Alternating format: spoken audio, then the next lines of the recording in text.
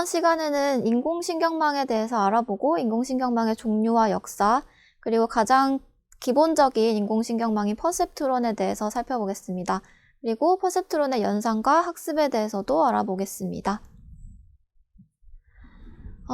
이제 인공신경망 같은 경우는 저희가 첫 시간에서도 간단하게 언급을 했었는데 사람의 신경세포인 뉴런을 모방한 시스템입니다. 뉴런이라고 하는 것은 두뇌에서 가장 작은 정보 처리 단위라고 할 수가 있고요.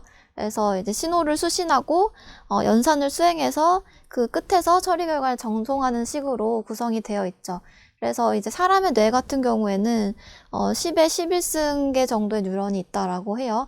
그리고 하나의 뉴런이 다른 1000개가량의 뉴런과 연결되어 있고, 그래서 약 10의 14승 정도의 연결이 이루어지고 있다라고 합니다. 인공신경망은 그 뉴런을 모사해서 만들어진 시스템이기 때문에 마찬가지로 인풋을 입력을 받아서 어떤 내부적인 수식을 수행하고 그 결과값을 출력하고 그 뒤에 또 다른 인공 뉴런이 붙어서 그 결과를 점점 계속 이어가는 식으로 진행이 되도록 되어 있습니다. 그래서 가장 단순한 형태로는 그냥 뉴런 하나를 모사한 단층 퍼셉트론이라고 할 수가 있겠죠. 인공신경망의 종류에는 이제 전달 방향에 따른 분류라고 되어 있는데, 이제 전방 전달 신경망이라는 것이 있고요. 근데 요 전방 전달 신경망은 일반적으로 이제 입력층에서 인풋을 받아서 그다음에 이 중간에 있는 은닉층 히든 레이어를 통과하고 그다음에 출력층으로 전달되는, 그래서 처음 앞에 부분에서 인풋에서 아웃풋 쪽으로 정보가 전달되는 신경망을 의미를 하고요. 이제 순환 신경망 같은 경우는 RNN이라고 해서 우리가 이런 식으로 구조를 표현하고자 하는데, 이제 정보의 전달이 순환적 구조를 가진다고 되어 있습니다. 그 의미는 지금 보통 이렇게 많이 표현을 하는데, 이 작은 그림을 펼쳐보면 이런 식으로 좀 더 자세하게 표현을 할 수가 있는데, 지금 요 안에 이제 H라는 이 노드들이 T-1, T+1 이런 식으로 시간 순서를 가진 노드들입니다. 그래서 그 전 시간의 노드가 그 다음 시간의 노드로 또 이 출력 결과를 전달하기 때문에 H에서 H로 전달이 되는 거기 때문에 그걸 이제 합쳐서 표현을 하면 H끼리 이렇게 순환되는 구조를 가진다라고 해서 순환신경망이라고 합니다. 그래서 주로 이렇게 타임 포인트를 가진 시계열 데이터를 학습하기 위해서 사용을 많이 하고 있습니다. 인공신경망을 은닉층의 개수에 따라서 분류를 하자면 이제 얕은 신경망과 깊은 신경망으로 나눠볼 수가 있습니다. 그래서 이제 은닉층이 2개 미만인 경우 그리고 2개 이상인 경우라고 생각을 하시면 되는데요. 사실은 요 정의가 이제 정확히 정의된 것은 아니고 이제 사용하는 사람에 따라서 또 다르게 표현을 하기도 합니다. 그렇기 때문에 일반적으로는 이제 은닉층이 2개 이상이면 깊은 신경망이다라고 이야기를 하는데, 지금 이제 참고하고 있는 다른 책에서는 은닉층이 2개인 것까지를 이제 얕은 신경망으로 이야기를 하기도 했습니다. 그래서 이런 식으로 어쨌든 은닉층의 개수에 따라서 딥하다 혹은 그렇지 않다라는 게 정해진다라고 생각을 하시면 되겠습니다. 인공신경망 연구의 이 역사 같은 경우는 이제 맨 처음에 1958년도에 저희가 오늘 살펴보게 될 퍼셉트론이라는 것이 만들어졌다라는 것을 알 수가 있고요. 그 다음에 이제 이 퍼셉트론 단층 퍼셉트론에는 이제 한계가 있기 때문에 그것을 조금 더 업데이트를 해서 86년에 다층 퍼셉트론이라는 것이 제안이 됐습니다.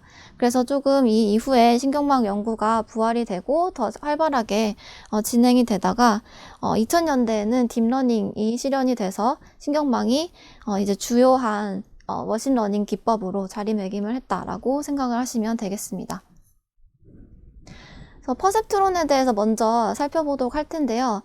퍼셉트론은 굉장히 단순한 원시적인 신경망이긴 하지만 오늘날의 신경망들, 딥러닝을 포함한 오늘날의 신경망들이 이 퍼셉트론의 기본 구조를 가지고 그것을 이제 병렬하고 또 여러 층으로 쌓아서 만들어지는 거라고 생각하시면 되겠습니다.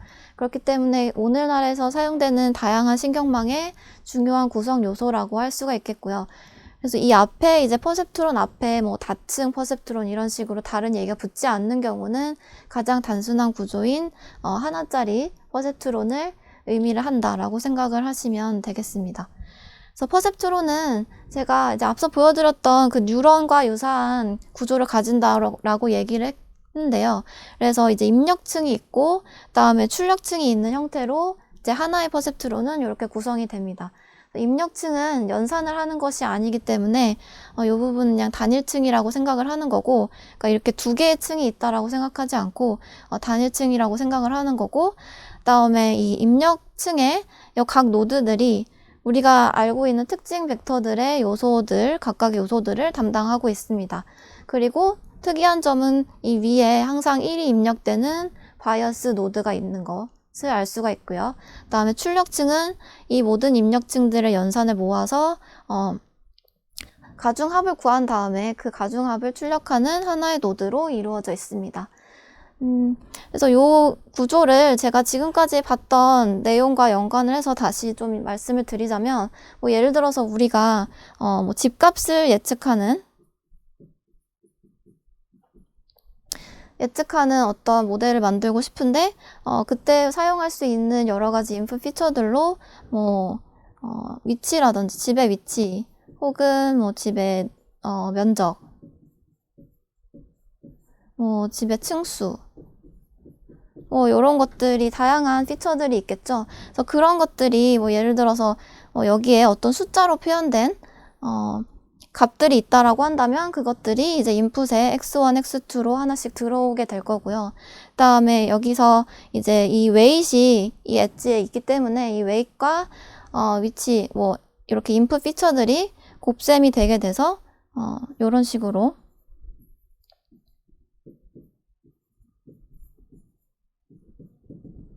요렇게 뭐 총 D개가 있다라고 한다면 WD, XD까지 요렇게 가중합이 구해지는 것이 이제 요 출력으로 출력이 된다라고 생각을 하시면 되겠습니다. 근데 여기서 이제 X0는 항상 1로 들어가는 거기 때문에 요게 이제 없다고 생각하면 우리가 일반적으로 이전에 이제 선형 회기에서 봤던 것 같은 요런 식이 만들어지죠. 이렇게 요런 식을 구성을 하는 것이 이제 퍼셉트론이라고 할 수가 있겠습니다.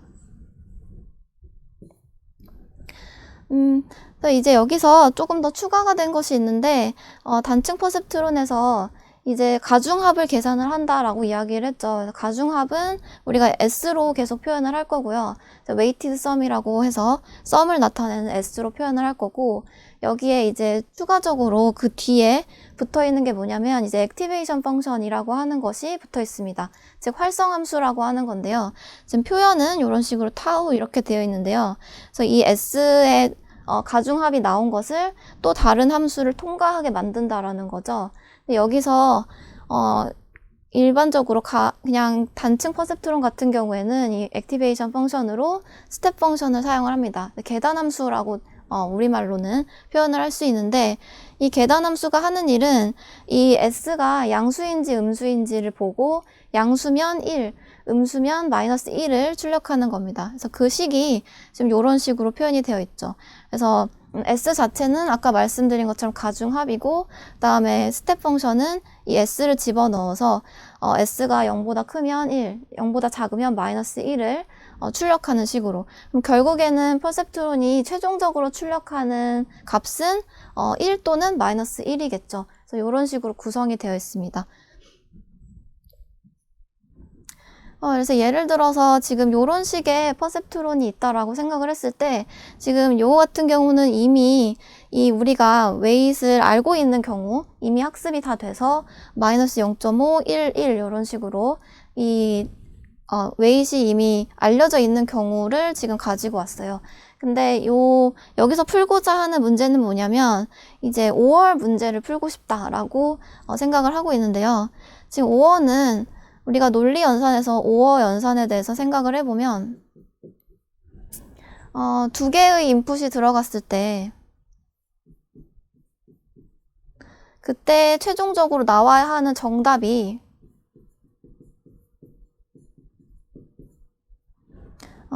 우리가 5어는 어떻게 되죠? 둘 중에 하나라도 1이면 1이 나와야 되는 그런 식으로 연산을 수행해야 되죠.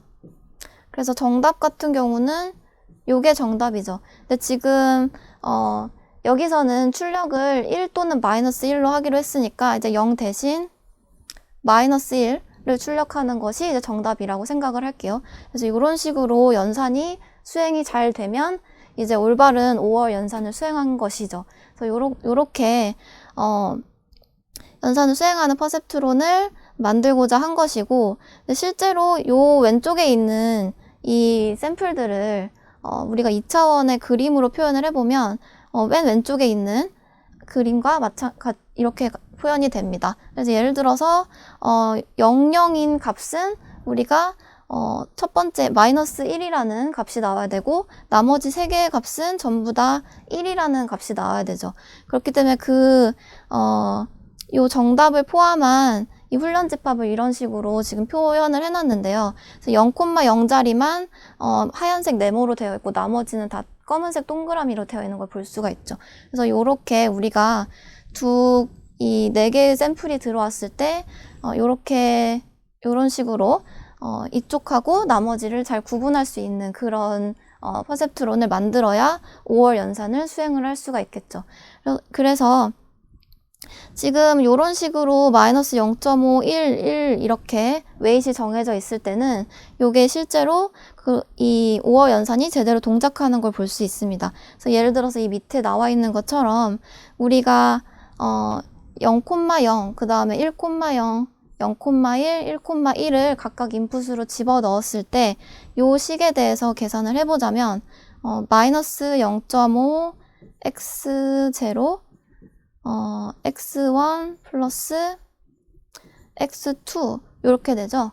그래서 여기에다가 각각 여기 이제 x0는 항상 1이기 때문에 사실 요거는 크게 관련이 없고 그냥 마이너스 0.5라고 생각하시면 되고, 우리가 여기다가 각각 00, 01, 10, 12를 대입했다고 생각을 해볼게요. 그러면 그 결과가 결국에는 얘는 마이너스 0.5, 그 다음에 얘는 0.5, 얘도 0.5, 1.5 이런 식으로 결과가 나오게 되어 있죠. 우리가 웨이티드 썸을 구했을 때. 근데 우리가 이제 이게 결국에는 스텝 펑션을 한 번 더 통과하기 때문에 음수인 거는 마이너스 1, 양수인 거는 전부 1로 결과가 나올 거고요. 그래서 이런 식으로 최종적인 출력은 마이너스 1, 1, 1, 1이 나오고, 그래서 우리가 원하는 정답과 동일한 이런 결과가 나오는 것을 볼 수가 있습니다. 그래서 이 퍼셉트론은 정답을 잘 분류하는 5월 연산을 수행할 수 있는 퍼셉트론이라고 할 수가 있죠. 그래서 이 웨이티드 썸이라고 하는 것이 이제 가중합이라고 이야기를 했는데, 요거를 이 책에서 이런 식으로 행렬 표기를 많이 하고 있어요. 그래서 이거에 대해서 조금 더 살펴보도록 할 텐데, 지금 일반적으로 이제 벡터 같은 것이 벡터를 열 벡터로 많이 생각을 하거든요. 그렇기 때문에 지금 우리가 가지고 있는 x가 원래는 이런 식으로 x1, x2, xd 이런 식의 이제 세로로 긴 열 벡터라고 생각을 하면 되는데, 그걸 이제 뭐 책에서 표현할 때는 가로로 표현을 주로 해야지 되기 때문에 이거에 이제 트랜스포즈를 했다라고 이렇게 표현을 하고 있습니다. 그래서 요게 이제 우리가 가지고 있는 인풋 벡터고, 그 다음에 웨이트는 앞에 보여드렸던 그 노드와 노드 사이에 있는 웨이트 값이죠. 그래서 이렇게 두 가지를 행렬 연산을 수행하면 어떻게 되는지, 요거에 트랜스포즈를 하면, x에 트랜스포즈를 하면 x1, x2, xd 이런 식으로 가로로 되어 있는 벡터가 나올 거고요. 그 다음에 이게 웨이트랑 같이 곱해지면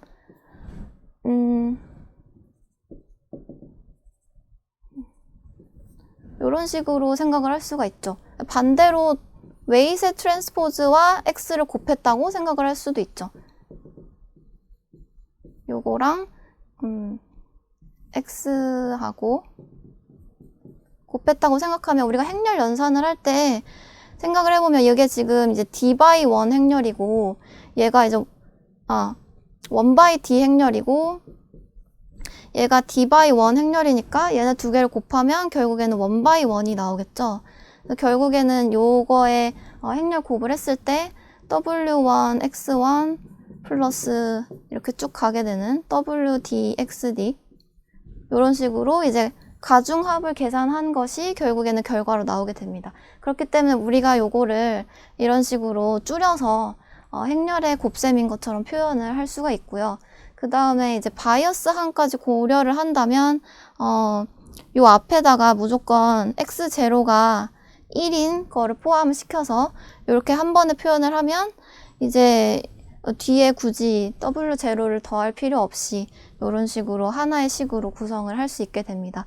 그래서 결국에는 거기다가 웨이티드 썸에다가 스텝 펑션을 적용을 할 거기 때문에 요 웨이티드 썸에 스텝 펑션을 적용한 것이 최종 출력 y가 된다라고 이런 식으로 표현을 할 수가 있습니다. 이 퍼셉트론 예제에 대해서 뭐 기하학적 해석이라고 되어 있는데 결국에는 이제 결정 직선에 대해서 좀 이야기를 해볼게요. 예를 들어서 우리가 지금 웨이티드 썸 요렇게 생긴 퍼셉트론에서 웨이티드 썸을 식으로 표현을 해봤을 때 마이너스 0.510이라는 요게 이미 주어져 있죠? 웨이트이 주어져 있으니까 x0는 1이니까 그냥 쓰지 않을게요. 플러스 x1 플러스 x2 요렇게 표현을 할 수가 있는데 결국에는 여기서 이제 스텝 펑션을 지나게 되기 때문에 요게 음수인지 양수인지를 기준으로 두 개의 클래스로 나뉘게 되죠. 그렇기 때문에 결국은 요게 0인지 0보다 큰지 그 다음에 0보다 작은지를 기준으로 클래스가 구분이 되는 거고 그래서 요거를 우리가 일종의 결정 경계라고 생각을 할 수가 있겠죠. 근데 지금 여기서는 이제 요게 직선이기 때문에 결정 직선이라고 이야기를 하고 있는데요. 그래서 요게 우리가 뭐 저번 시간에도 이야기를 했지만 요거를 우리가 잘 알고 있는 폼으로 고쳐보면 뭐 요런 식으로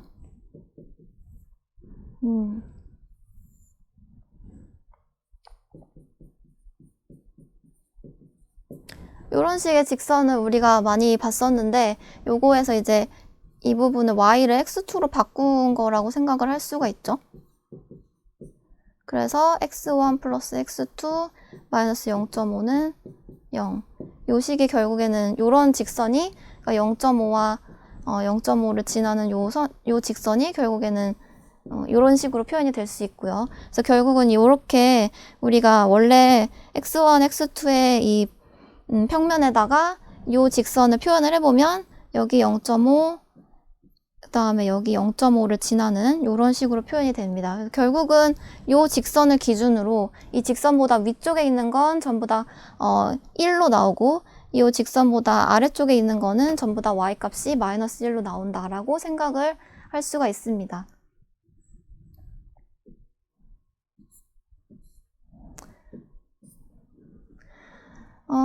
그래서 여기 제가 이제 다시 적어 놓은 건데 결국은 이게 이제 뭐 앞에서 본 것처럼 뭐 마이너스 0.5100 이렇게 딱 정해지지 않았더라고 하더라도 뭐 다른 w가 정해져 있을 때 결국에는 그 결정 직선에 의해서 전체 데이터 공간을 뭐 1 또는 마이너스 1로 나누는 역할을 하게 되죠. 근데 이제 이게 결정 직선이 지금 여기서는 x1, x2까지만 있기 때문에 직선으로 표현이 되고 우리가 2차원 평면의 직선으로 그려볼 수가 있는데 요게 이제 조금 더 x가 많아지게 되면 인풋의 차원이 피처의 개수가 더 많아지게 되면 이 전체적인 요 결정 경계가 결정 평면이 될 수도 있고 또 그보다 더 높은 건 우리가 초평면이라고 하거든요. 그래서 결정 초평면이 될 수도 있습니다. 그래서 이렇게 결정 초평면 이상이 되고 나면 우리가 눈으로 그래프로 표현을 하기에는 조금 힘든 그런 모양이 되겠죠. 그래서 어쨌든 이 입력 데이터의 차원에 따라서 다양한 결정 경계에 의해서 데이터가 분류가 될 수 있다라고 생각하시면 되겠습니다. 그리고 우리가 퍼셉트론의 학습에서는 지금 앞에서 보여드린 예제는 이제 5월 연산을 수행할 수 있는 그런 웨이트이 딱 마이너스 0.511로 정해져 있는 상태였는데, 이제 우리가 퍼셉트론 모델에서도 이전에 우리가 선형회귀에서 했듯이 그 앞에 붙어 있는 이 웨이트, 즉 파라미터를 처음에는 모르는 상태에서 학습을 해 나가는 과정이 필요하죠. 그래서 우리가 가지고 있는 데이터에 맞게 알맞은 웨이트를 학습을 해야 되는데, 이때 우리가 하고자 하는 것은 이전 시간에 배웠듯이 알맞은 목적 함수를 정의하고 그 목적 함수를 미분해서 업데이트 해 나가면서 알맞은 파라미터를 찾아가는 것이 목적이죠. 그래서 그때 이제 이전에도 이 선형회귀에서는 우리가 목적 함수로 MSE를 썼었죠. 그래서 민 스퀘어드 에러를 썼었는데, 이제 퍼셉트론 같은 경우에는 조금 다른 목적 함수를 가지고 있습니다.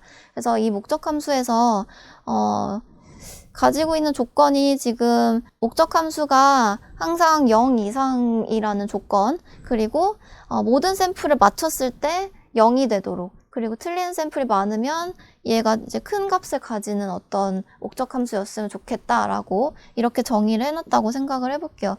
그래서 예를 들어서 뭐 정확하진 않지만 이런 식으로 이제 0이라는 값이 최소값이 되는 어떤 목적 함수를 만들고 싶은 거죠. 근데 지금 그걸 어떻게 정의를 했냐면 이런 밑에 이런 식으로 정의를 했어요. 그래서 이 목적 함수가 지금 조금 복잡해 보이지만 결국에는 이 부분이 우리가 계산하는 weighted sum,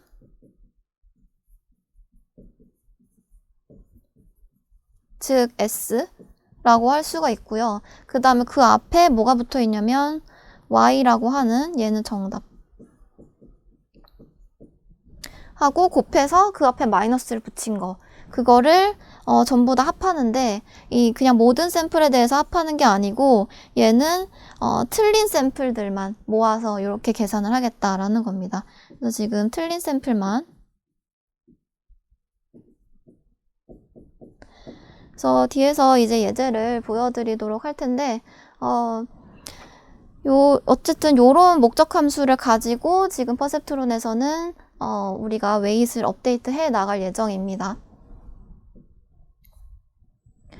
그래서 이제 그레디언트 설명은 제가 이전에 이미 진행했기 때문에 굳이 더 구체적으로 하지는 않겠고요. 이제 그레디언트를 계산하는 것에 대해서 지금 우리가 가지고 있는 그 퍼셉트론의 오브젝티브 펑션을 편미분을 하는 그 모양을 보여드리면, 지금 요 앞에 요렇게 짧게 제가 벡터 형태로 줄여서 표현을 해놨던 거를 요렇게 쭉 펼친 거예요. 그래서 지금 x가 만약에 뭐 인풋 피처가 d개 정도 있다라고 한다면 이렇게 길어지겠죠? 그래서 w0부터 wd까지 있고 x도 x0부터 xd까지 이렇게 있는 식이 이제 weighted sum이 될 거고요. 그 앞에 마이너스 y가 곱해져 있는 이런 식이 이제 오브젝티브 펑션이고, 우리가 하고자 하는 것은 각각의 이 w 0부터 d까지에 대해서 각각 요식을 편미분을 할 건데, 여러분들이 이제 살펴보면 아시겠지만 지금 이 위에 있는 식에서 예를 들어서 w0로 하고 싶다, 편미분을.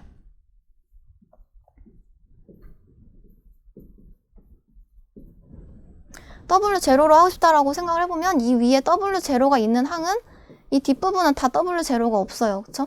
요것만 남게 되고, 그러면 요거를 w0로 미분하면 요 상수처럼 앞에 붙어 있는 것만 남는 거죠. 그쵸? 마이너스 yx 요렇게 남게 되죠. 모든 k에 대해서. 그래서 이런 식으로 모든 w 0 또는 1, 2, 3, 4, 5, 6, 7, 8, 쭉 d까지 다 똑같은 요런 포맷을 가지게 돼요. 그래서 그게 지금 요런 식으로 정리가 되어 있죠. 그래서 결국에는 무슨 뜻이냐 하면, 우리가 이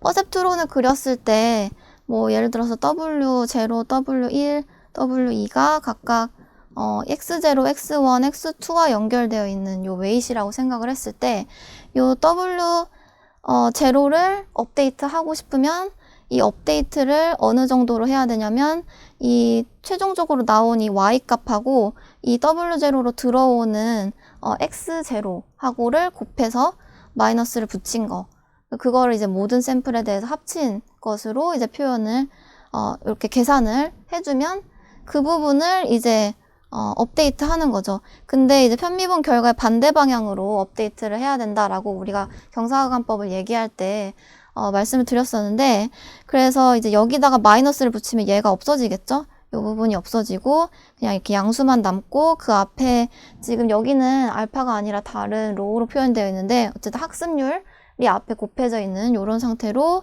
이 웨이트이 업데이트가 되게 됩니다. 그래서 이런 식으로 우리가 퍼셉트론에서는 웨이트를 업데이트 할 수가 있다라고 생각을 할 수 있겠습니다. 그래서 여기서 주어져 있는 이런 퍼셉트론이 있다고 생각하고 이 문제들 몇 가지를 준비를 해봤는데요. 일단은 지금 우리가 앞서 말씀드린 것처럼 목적 함수는 이렇게 되어 있다. 그래서 목적 함수를 편미분을 하면 어떻게 되느냐라고 했는데 방금 전에 한 것과 똑같죠. 지금 요거 같은 경우에는 총 W0, W1, W2 이렇게 있는 인풋 피처가 뭐 X0까지 포함하면 3개인 요런 식의 W2, X2 이렇게 되어 있는 요 식이 이제 요 부분에 들어가는 식이죠. 그쵸? 요렇기 때문에 요거를 편미분을 했을 때 결국에는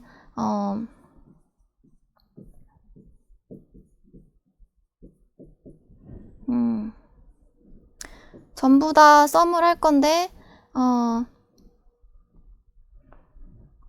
y하고 모든 틀린 샘플에 대해서만 썸을 할 텐데 이제yk에다가 x0 이런 식으로 표현을 할 수 있고, 이게 똑같아요. 이제 w1이면 이 부분만 x1로 바뀌고 그 다음에 w2는 이 부분만 x2로 바뀌는 식으로 이렇게 구성이 되는 게 이제 목적 함수를 편미분했을 때 나오는 식입니다.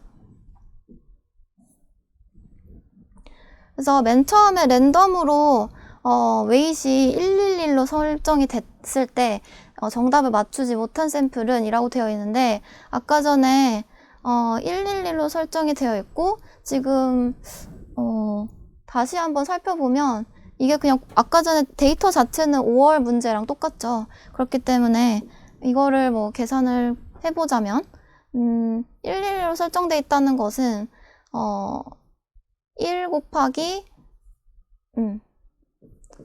x0, 1 곱하기 x1, 1 곱하기 x2를 한 다음에 이제 스텝 펑션을 통과하게 한다라는 건데, 결국은 만약에 x1은 무조건 항상 1이라고 했고요. 요게 x1, x2가 00, 01, 10, 11이라고 한다면 요 자리에 지금 00, 뭐 01, 10, 11이 들어간다라는 거죠. 그쵸? 그렇기 때문에 결국은 여기 x0는 항상 1이고 웨이티드 썸을 구하면 결국은 요 세 개를 합친 것과 똑같죠. 그쵸? 여기 앞에 붙어 있는 게 다 1이기 때문에 1, 2, 2, 3 이렇게 될 겁니다. 그쵸? 그리고 이게 이제 스텝 펑션을 통과하면 결국에는 전부 다 양수니까 전부 다 1이 나올 거고요. 근데 정답은 마이너스 1111이라고 이야기를 했었죠. 5월 문제이기 때문에. 그렇기 때문에 정답을 맞추지 못한 샘플은 첫 번째 샘플이 됩니다. 그리고 이제 학습률이 0.5, 즉 얘가 0.5라고 가정하고 매개 변수를 업데이트하는 과정을 보이시오라고 했는데, 이제 여기에 대해서만 얘기를 해볼게요. 우리가 아까 전에 첫 번째 웨이트 같은 경우 W0 같은 경우는 여기에 학습률을 곱해서 Y, X0 이렇게 업데이트를 한다라고 이야기를 했어요. 근데 이게 여기서는 0.5라고 했고 그 다음에 매개 변수 W0가 처음엔 1로 되어 있죠. 1이고 0.5 곱하기 그 다음에 우리가 틀린 샘플이 지금 첫 번째 샘플밖에 없기 때문에 첫 번째 샘플에 대해서만 이 정답 y하고 그 다음에 x0를 곱해주면 됩니다. x0는 요거죠. 그럼 이런 식으로 계산을 하면 1 더하기 0. 마이너스 0.5 0.5 곱하기 마이너스 1이니까 1 빼기 0.5 즉 0.5가 되게 됩니다. 그래서 W0는 1이었다가 이제 0.5로 업데이트가 되게 되겠죠. 그래서 동일한 방법을 W1하고 W2에 대해서도 업데이트를 해주면 우리가 한 차례 전부 다 매개 변수가 업데이트 되는 과정을 볼 수가 있겠죠. 그래서 이번 수업을 좀 마무리해보자면 이제 인공신경망이라고 하는 것은 사람의 신경세포인 뉴런의 동작 방법과 신호 전달 방법을 모사하여 만들어진 인공 시스템이다 라고 할 수가 있고, 인공신경망을 분류를 해보면 전달 방향에 따라서 전방 전달 신경망 그리고 순환 신경망을 분류할 수가 있고, 은닉층의 개수에 따라서 얕은 신경망과 깊은 신경망으로 나눌 수 있다라고 이야기했습니다. 그리고 오늘 이제 배운 것이 인공신경망에서 가장 단순한 모델인 퍼셉트론이었고요. 퍼셉트론은 입력 노드들의 값에 대해서 가중합을 계산해서 활성함수인 스텝 펑션을 적용을 해서 최종적인 값을 출력하는 것을 이 모델로 하고 있습니다. 그리고 퍼셉트론 활성함수는 계산함수 스텝 펑션을 사용하고 최적의 매개 변수는 경사하관법을 통해서 계산을 할 수가 있다라고 이야기할 수 있겠습니다.